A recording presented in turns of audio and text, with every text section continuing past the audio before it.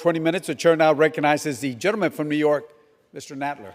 Mr. Speaker, I ask unanimous consent that all members may have 5 legislative days in which to revise and extend their remarks and insert extraneous material on Senate 4003. Without objection, Mr. Speaker, I yield myself such time as I may consume.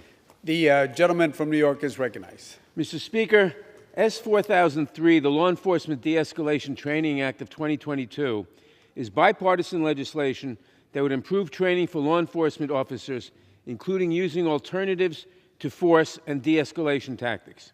It also includes training and support for officers working with mental health professionals and crisis intervention teams.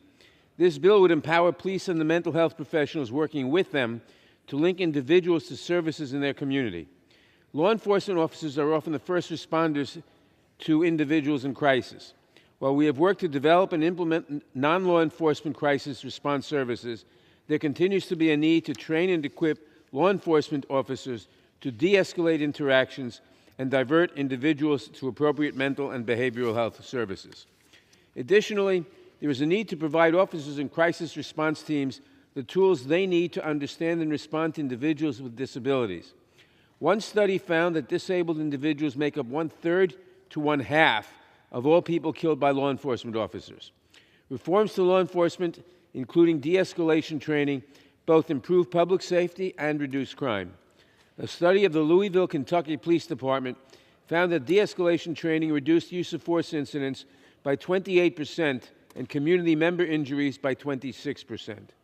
Officer injuries were reduced by an even larger margin of 36%. S. 4003 will require the Department of Justice's Office of Community-Oriented Policing Services to consult with a broad range of stakeholders in developing the training curriculum, including law enforcement and behavioral health groups, as well as civil rights and civil liberties groups and associations that represent individuals with disabilities. This bill also requires the National Institute of Justice and the Government Accountability Office to evaluate the implementation of the program and the effect of the training, to ensure that the curricula have a tangible impact on law enforcement encounters with people in crisis, and to identify possible changes that would further improve outcomes. This bipartisan bill improves public safety by developing and implementing evidence-based de-escalation training for law enforcement officers.